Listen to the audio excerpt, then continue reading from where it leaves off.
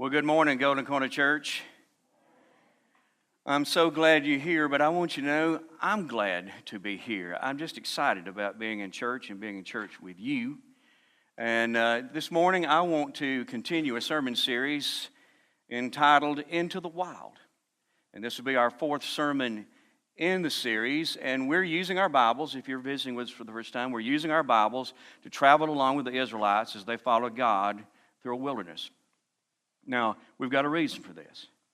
My purpose in this is I'm trying to help those of you who have chosen to follow God prepare yourselves for what might await you on the journey in front of you. And I feel that's important because, in my experience, I have seen so many people start well, but somewhere along the line, they stop following God. And I think one of the main reasons is I don't feel that they were adequately prepared for what they were going to face. And so that's my objective in this. And with that being said, are you ready to continue our little expedition this morning? Okay, good deal. Then grab a topo map, make sure you got a compass, and let's go back into the wild, okay? This morning we're going to be looking at a story found in Numbers 13 and 14. We're going to read a few verses together, but before we do, let me set the stage and tell you what's happening. The Israelites have followed God all the way through the wilderness. They've come now to the very border of the land that He has promised them. All they got to do now is cross the Jordan River and go in and begin to take what God is giving them. At this point, God spoke to Moses, whom He had appointed as His leader of the Israelites. And He said, I want you to do something. I want you to pick out one leader from each of the 12 tribes of Israel, and I want you to send them into the land, and I want them to explore it. And so Moses did that, picked out 12 different guys and gave them the assignment. He said, you're going to go in, you're going to explore this land. Here's what I'm interested in. I'm interested in the land itself, and I'm interested in the people who live there. He said, I want you to look at the land. I want you to know something. Is the soil fertile or is it poor? Is this a land that has trees or is it barren? If you could you bring us some of the samples of the fruit that you find there? As far as the people go, I want to know, are there few or many? Are they weak or strong? Do they live in open camps or do they live in fortified cities? And so these guys go into this land. They spend 40 days there, Sam, 40 days exploring, and they come back and they're about to share their report with Moses. Here's what we found. But in their presence, there's also some of the Israelites have gathered around. They're all excited. They're eager to hear what these men have found. Now, I want you to start reading with me. Verse number 27. It said, this was their report to Moses. We enter the land you sent us to explore, and it is indeed a bountiful country. A land flowing with milk and honey. Here is the kind of fruit it produces. You say, what does this mean? Land flowing with milk and honey. It means it was extremely fruitful. Extremely fertile soil. These men were confirming what everybody had hoped. Man, God is really on the brink of blessing us in a great way. They had brought back a sample of fruit. They brought back a cluster of grapes. Now get this. The cluster of grapes was so big and so heavy, the only way they could carry it was to put it on a pole between two men and then carry it on a pole. And so they've got the results here. This land is everything God promised and maybe more. Now, we're traveling with them, right? So you're in this crowd. You're hearing this. You see the grapes. What are you thinking? What are you feeling? Man, you got to be feeling some excitement, right? You got to be thinking to yourself, the wilderness was tough, but it's going to all be worth it when we get in that land. You got to be feeling incredibly blessed, grateful for your children and what they're going to be enjoying, that they're going to have something better maybe than you had experienced. And so you got all these great emotions, coursing through your body, through your mind, and all of a sudden you hear them continue their report. Look at verse 28. But, they said. Now at this point, I got to believe that people's heads kind of snap to attention. And they're thinking, But what? Look what they said. But the people living there are powerful. And their towns are large and fortified. We even saw giants there, the descendants of Anak. The Amalekites, they'd already had a round with them. They live in the Negev. And the Hittites, Jebusites, and Amorites live in the hill country. The Canaanites live along the coast of the Mediterranean Sea and all along the Jordan Valley. What they're saying is these big, bad people living in fortified cities, they're everywhere in that land. Everywhere.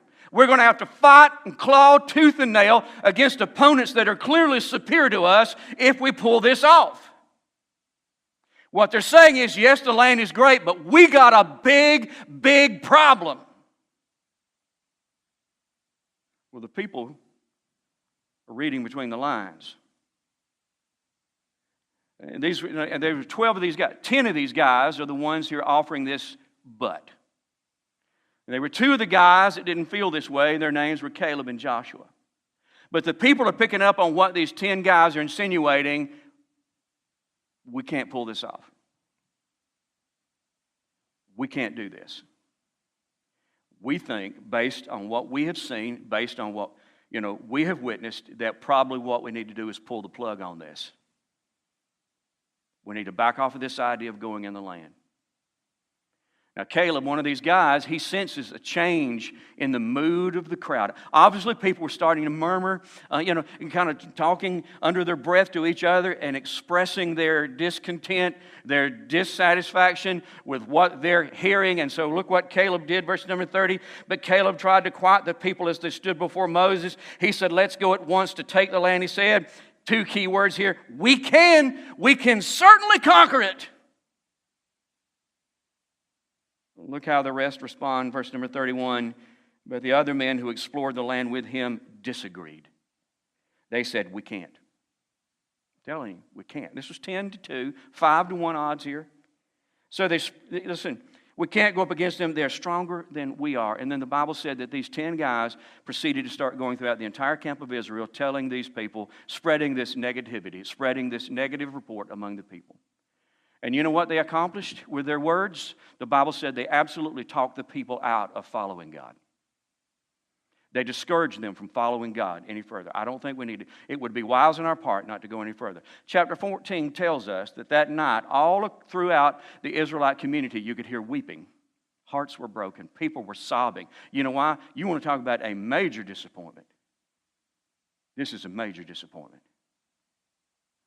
Now, the Bible goes on to say that they lifted their voices together in a chorus of protest against Moses and Aaron. They blamed Moses and Aaron and said, you're to blame here. You're to fault. They said things like, you know what we ought to do? We ought to pick a new leader and have them lead us back through the wilderness, back through the Red Sea, and back in Egypt. That's what we ought to do. They said, you know what? We're not doing it. This would not be good for our families. What would happen to our wives? What would happen to our children? We're all going to be devoured. We'll all end up being killed. It would have been better to die in Egypt or die in the wilderness than go into this land and die in battle.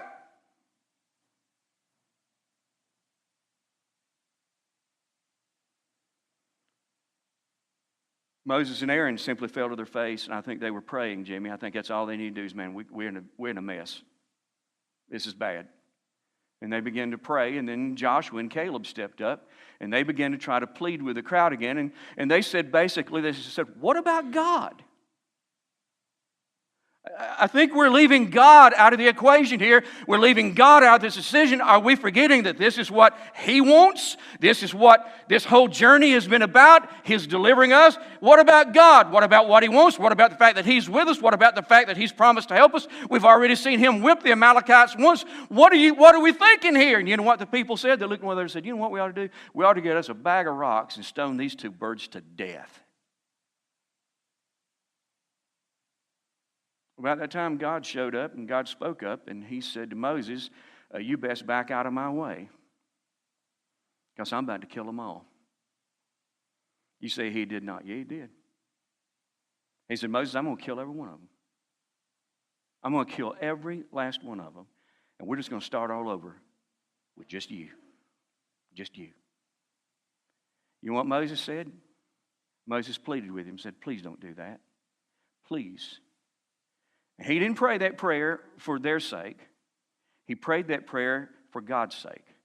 He said, God, what would the Egyptians think If you had enough power to deliver the Israelites, you had enough power to get them through the wilderness, but you didn't have the ability to get them in the land. For your name's sake, I'm asking you to do something different. Don't destroy them, forgive them. Don't destroy them, forgive them. You know what God said? Okay, because you ask it, that's what I'll do. I'm not going to destroy them. But he said, here's the deal. I'm going to forgive them. But every one of them, 20 years and above, everyone old enough to make an informed decision, they will never possess the land that I'm giving them. They will never step a foot on it. They'll never enjoy it, not one moment of one day for the rest of their lives. That's my sentence. So you tell them that. The deal is off the table. The opportunity is gone and gone for good. Never going to happen to that group of people. Tell them that I want them to turn around tomorrow and go back into the wilderness, into the wild. And he said, here's what they're going to do. They're going to die in that desert. You know what he's essentially sentencing them to? A life of only existing from this point on. Going through the motions. Every day, just another stepping stone to the grave. You're going to exist, but not live. That was the penalty. Now, we've gone into the wild far enough this morning that I think there's an obvious lesson and a really good lesson that we've got to learn from this. And the lesson is this: God won't make you follow Him. You got that? God will not make you follow Him. God had a wonderful plan for these Israelites, and the plan was to give them a land of their own, an incredibly fruitful land, as a blessing. God's plan was to bless these people with something incredible. And all they had to do was follow Him. That's all they got to do. Just follow Him. And so they did. They followed Him right out of Egypt. They followed Him all the way through the wilderness. They get to the border of the land, and they make a decision. We're not going to follow you anymore. We're done. How did God react? Well, the first thing it did was it made Him really, really angry.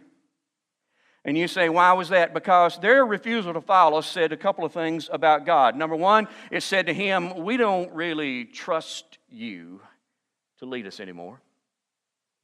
Don't think we can trust you. The second thing it said was, we don't really respect you because even though it's what you want, we've made a decision it's not what we want, and we're going with what we want over what you want. And because they were making these statements through their actions, it ticked God off. Moses had this little prayer, and after the prayer, God wasn't so ticked off.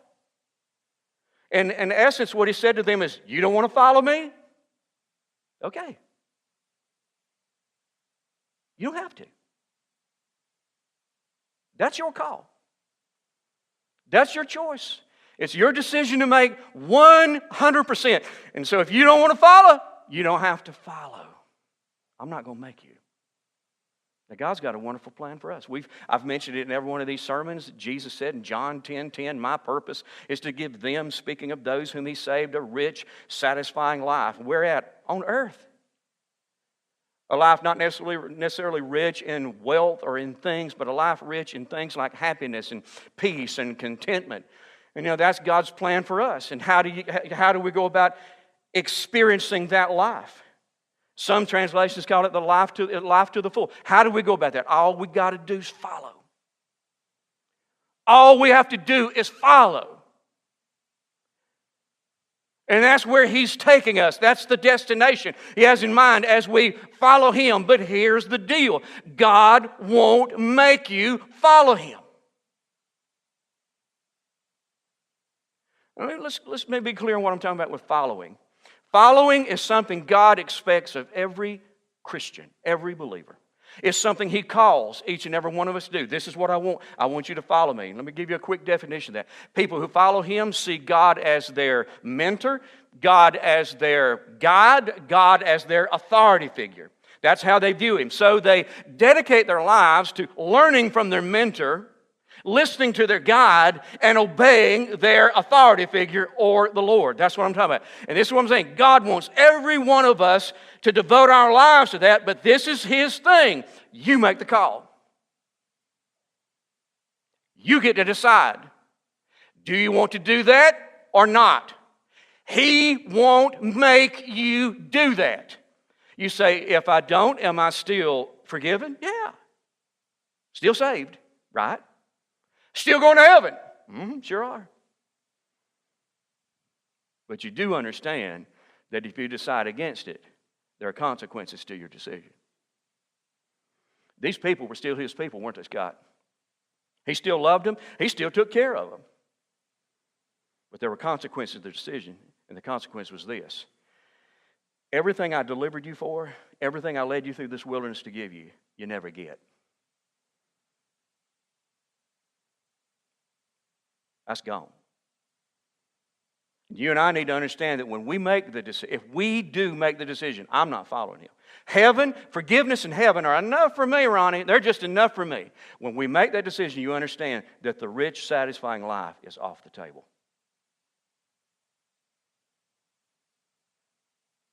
Ain't one way to get there. That's to follow. And if you make the decision, I'm not following him or I'm not following him anymore, I promise you that's the part of life. You miss everything between the day you were saved and the day you get to heaven. Everything God had planned for you, that's off the table. That's gone.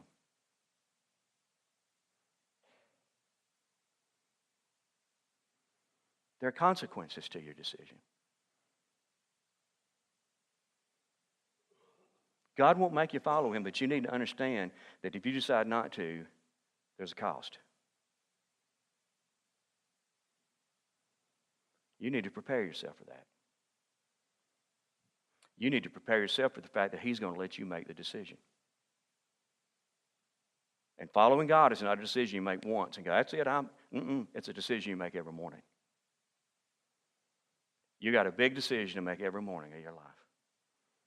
And you need to prepare yourself for that. You say, how would I prepare myself for that? You got to know why God won't make you follow him. You say, why is that? God's purpose is that you give him something as he's taking you somewhere. God's purpose is for you to give him something as he's taking you somewhere. As he's got you en route to this rich, satisfying life, he fully expects that somewhere along the line that you'll give him something. You say, what would that be, Ronnie? Your heart. Now, here's what I want you to do. I want you to really, really, really do your best to listen to me.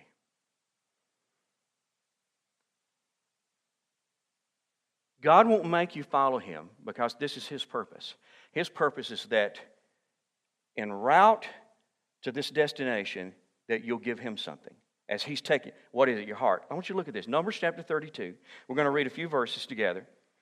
And this is God explaining. Now think about this. There were hundreds of thousands of Israelites 20 years and above. Out of the hundreds of thousands of those Israelites in that age bracket, you know how many made it into the promised land? How many got to possess what God was giving, got to enjoy? Guess how many? 2. And in the verses we're reading, God explained the difference between these 2 guys, Joshua and Caleb, and who were going to get to go in, and the rest of the nation who were banned or forbidden from the promised land. Listen to what he said. After they went up to the valley of Eshcol, speaking of the 12 spies, and explored the land, they discouraged the people of Israel from entering the land the Lord was giving them. Then the Lord was very angry with them, and he vowed, of all those I rescued from Egypt, no one who is 20 years old or older will ever see the land I swore to give Abraham, Isaac, and Jacob. For they have not obeyed me, what's that word? Wholeheartedly. It goes on to say, the only exceptions are Caleb, and son of whoever there, I can't even pronounce that, and Joshua, son of Nun, for they have what? Wholeheartedly followed the Lord. You know what he said here? The difference was their heart. Their heart. Joshua and Caleb, somewhere along the journey, had chosen to give God their heart. You say, what does that mean? It means simply this. They chose to put God at the center of their life and allow their world to revolve around him. That's what it means, folks.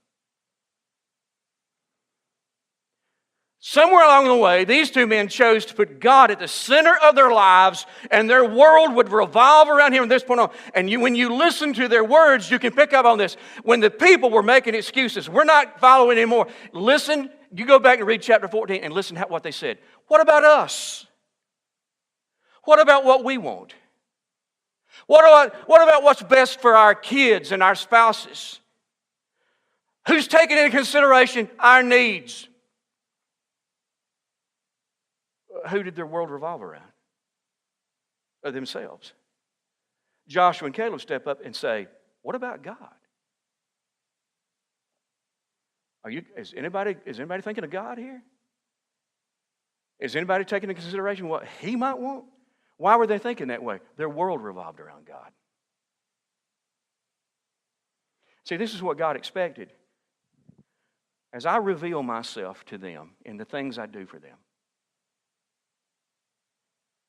as I reveal myself to them in the things that I give them, I think they're going to give me something in return. I think they're going to give me their heart. Well, guess what? Only two did. Now here's what it's God's purpose for you. You know what He wants? As He leads you to this rich, satisfying life, as He delivers you, provides for you, protects you, blesses you, in light of everything He does for you and everything He's ever given you, He's fully expecting that you'll give Him something. He's fully expecting that you will give Him your heart. And that you will make Him the center of your life. And that your world will begin to revolve around Him. Why would He want that? Because when He has your heart, you'll follow Him because you want to, not because you have to. And that is what God wants. That's the reason He won't make you do this. He wants you to give Him your heart so that you'll follow Him because you want to, not because you feel you have to. So, in our excursion into the wild this morning, we've learned God won't make you follow Him, and here's why. God's purpose is that you give Him something as He's taking you somewhere. His purpose is that you give Him your heart. Now, in light of that, what do I think you ought to do? Here's what I'm suggesting. I think it's appropriate that before we leave here today, that we be honest.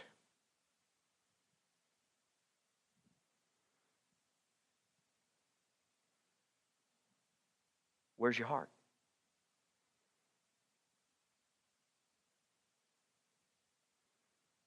Have you given Him your heart? Is He the very center of your life? Does your world revolve around Him? Now, you know there's a way to know. The Bible gives us a simple test that we can take, and that's what we're about to do. And I'm going to ask you to do one thing. Be honest with yourself. You don't have to lean over and tell your neighbor, I'm guilty of that. You know, he got me on that. In the privacy of your heart, in these next few moments, be honest with yourself. Where's your heart? This test consists of 4 questions. Question number 1, what do you think about? You see where you're getting that at. The Bible teaches that the heart is the center of the intellect. There's a verse in the Bible that says, as a man thinks in his heart. So you can know where your heart is by answering that question, what do you think about? What occupies your mind during the week? When you're at work, what are you thinking about? Are you thinking about how to better yourself in your career, how to go forward? Are you thinking about how to get nicer things, more things? Are you thinking about how you could make more money? Are you thinking about, how you can lower your golf score or kill more deer?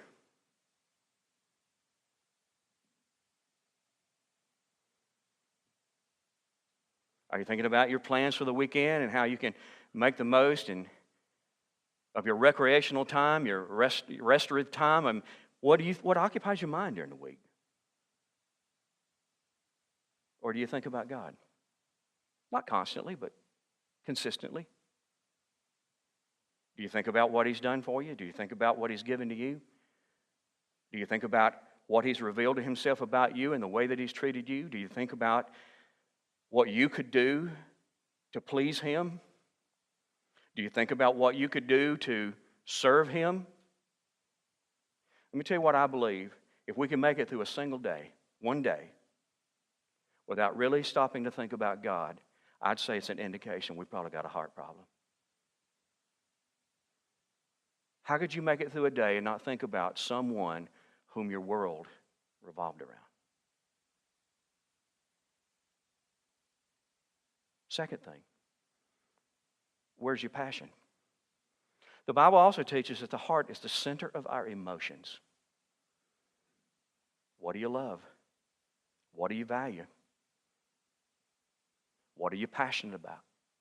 You know, I've been watching college football. I'm a big college basketball fan, but over the past couple of years, I find myself watching more and more college football. 2 weekends ago, Lynn and I were watching Alabama play Texas A&M. They were playing at Texas, and these Aggie fans call themselves the 12th man. Let me tell you what the students will not do. Through the course of an entire football game, they will not take a seat. I watched those kids, and this is what I thought to myself, man, they are rabid. These people are crazy. They're crazy fans. And this is what I thought. You can't hide passion. You can't hide passion. A couple of years ago, I don't remember exactly when it was, Robbie, you can help me here. Clemson played Notre Dame at Clemson. Big game. We had this huge tropical system over us that night. It wasn't drizzling. It was raining in inches. And you know what I thought? I hate it for those people who bought tickets to that game because they're going to have to sit home tonight and watch it on TV like everybody else. Let me tell you what. The stands were packed with fans. The stands never emptied. They stayed through the whole game and fought traffic in that deluge for hours to get home. You know why they would do that? They're passionate. Anything wrong with that? No. But their showed you passion for their team. I did have this thought. I wonder if these people's churches were having a service in the same kind of weather, would they go and sit through a church service in a deluge like that? I got a question for you. Where's your passion? You follow your passion, you'll find your heart. Third question. What do you talk about? You know what Jesus said? Jesus said, our words are simply the overflow of our heart. What do you talk about? You don't talk about politics? Surely to God that's not what you've given your heart to. Yeah, I mean, what do you like to talk about? What do you find yourself when you're just talking? What do you talk about? You know, the guys here at the staff, they won't ask me about Duke basketball anymore. Because they go, if you say anything about Duke, you got to give him 30. He's going to talk for 30 solid minutes. You know why? I'm a passionate Duke basketball fan. I'll talk. I love to talk it, don't I, Jake? What do you like to talk about? Do you ever find yourself, let me just put it this way, maybe, is this something that happens often? And if not, when's the last time that you and a friend were just immersed in an enthusiastic discussion about God or His Word? Does that happen? You find yourself talking with others about God? Even fellow church members, do you find yourself talking to them about God? Here's something He's shown me. Here's something He's done for me. Do you ever find yourself so filled with praise you can't contain it? It don't matter who's in the room. You're going to tell what God's just done for you. Or maybe you're with an unsaved friend and you just can't help it. You know, your heart is so full, it's going to overflow, and you find yourself talking to them about Jesus and what He did on the cross. And I want to tell you guys, if the words are the overflow of your heart, then go back and listen to yourself last week. What do you talk about? Because you can trace your words right back to your heart.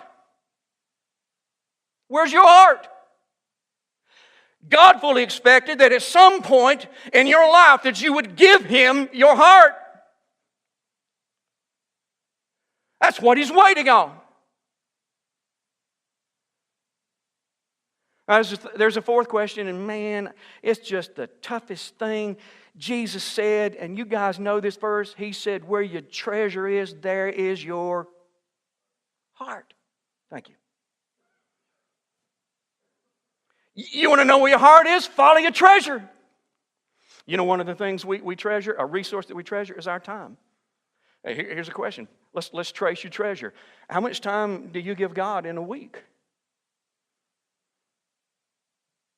Now, if you went back and looked at your schedule last week, how much time did you have Him penciled in for? Guys, let me tell you this, and I'm about to really meddle, but I feel compelled that I've got to say some things. We have one meeting a week here, 1 hour. How tough is it for you to be here? Is it tough? Is it tough for you to make a 1-hour meeting once a week? Challenging. Whew. There are a lot of weeks we can't make it because, Ronnie, it's tough. Why is it tough? Say, we're tired. You know, our schedules are demanding. Sometimes Sunday's the only day we get. Listen, if you can't make a 1-hour meeting once a week, I don't think the problem is fatigue, and I don't think the problem is the demands that have been placed. You know what I think it's indicative of? I think you got a heart problem. I think the problem is right in here. Now, some of you, you're ready to pat yourself on the back and go, I ain't got no problem. I'm there pretty much every Sunday they open doors. Let me ask you something. Last year, we talked a lot about developing the lifelong habit of visiting with God. Taking 15 or 20 minutes a day to just have meaningful conversation with Him. But do you do that? I mean, when you look back over your week last week, can you see that you had appointments with Him where the two of you visited?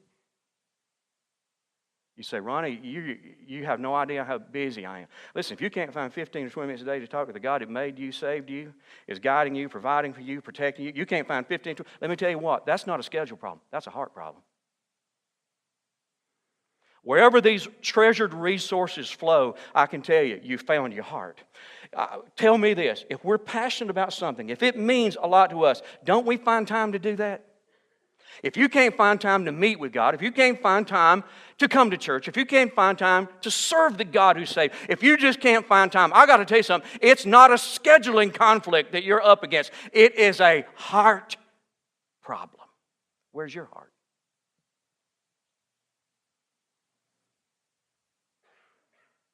Of course, we know that Jesus was primarily talking about money. Cha-ching. Now, here's where you're going to really turn me off hard. You want to know where your heart's at? Follow the money. You say, where do you get off saying that? I'm quoting my Lord. He said, if you want to know where your heart's at, follow the money.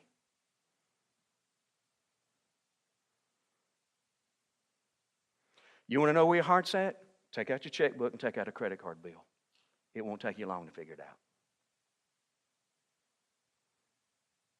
You should be seeing instances in there, multiple instances, where you have contributed financially to some ministry that's spreading the word about Jesus and trying to help needy people. It ought to be in there. It ought to be in there frequently. I think the amount can say something. Not necessarily the bottom line, but the amount in proportion to what you could be giving. I think that says something. Listen, man, if you can afford season tickets to support your favorite team, but on the other hand, you just go, we can't afford to support our church. I got to tell you something, guys. That's not a financial problem. That's a heart problem. If you spend more at the golf course during the week than you contribute to your church on a Sunday morning, let me tell you, that's not a financial problem. That's a heart problem.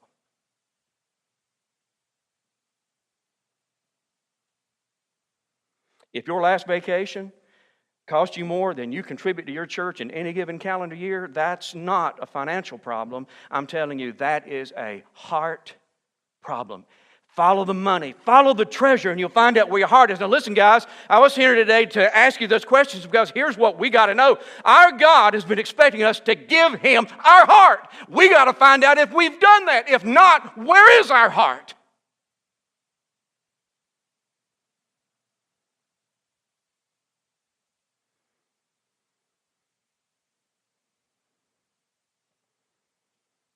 Now, let me tell you what, some of you don't like it, and this is what you're thinking. He is the most judgmental, condescending excuse for a preacher I've ever heard. Who is he? Hey, I got up this morning, I came, and here I am getting berated, beaten down, clubbed to death by my pastor. Oh, listen, I'm not condemning you. I'm not judging you. You understand I'm one of you?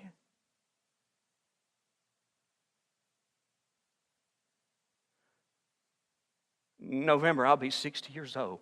1 week later, I'll celebrate my 30th anniversary serving churches in Oconee County full time. About a month ago, maybe a little more, I heard God say something to me distinctly. He said, Ronnie, these are milestones in your life. You're at a critical juncture, and here's what I want you to do. I got some big things I need to say to you, and if you're going to hear them, you're going to have to make time, and you're going to have to give me the opportunity to do so. This is a critical time, so I started doing that. I began to kind of listen. And I tell you, he said something to me a week ago Friday. He asked me a question. Ronnie, where's your heart?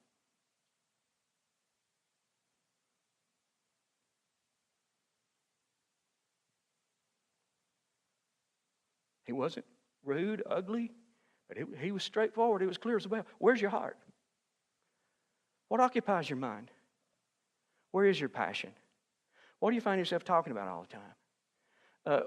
Where do you invest in your time? Where do you invest your money?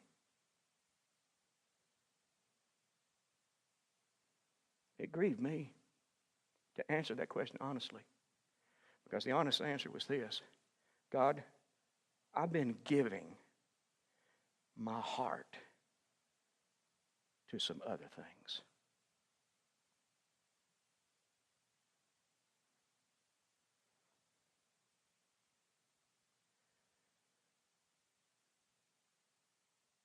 No, I'm not condemning you. I'm trying to help you. Where is your heart?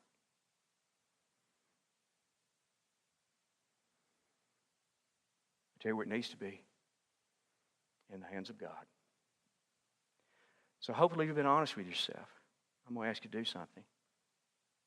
If you found that your heart is misplaced, why don't you be honest with Him? And maybe you need to tell Him, God, I've given my heart to, fill in the blank. Fill in the blank. I've given my heart to. I should have given it to you, but I haven't. I gave it to this. Why don't you be honest with Him?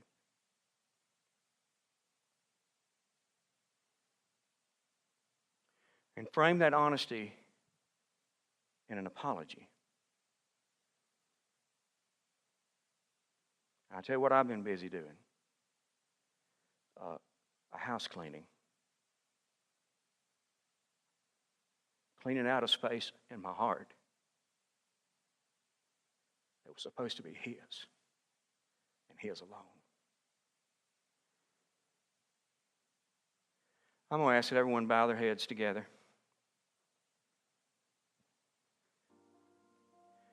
Father, I pray that this sermon will lay heavy on our heart.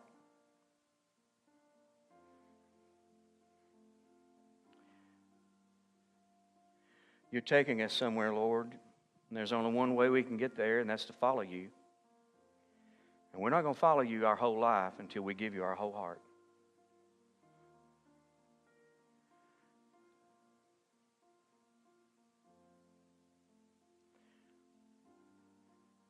I pray these words will echo in our mind over and over and over and over, until we find ourselves in a position where we know we're right with you, that our heart is in your hands.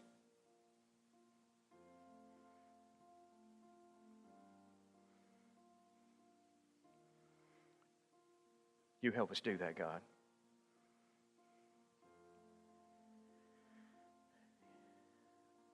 Help us give you our heart. And like Caleb and Joshua, help us follow you wholeheartedly. In the name of Jesus, we pray together. Amen.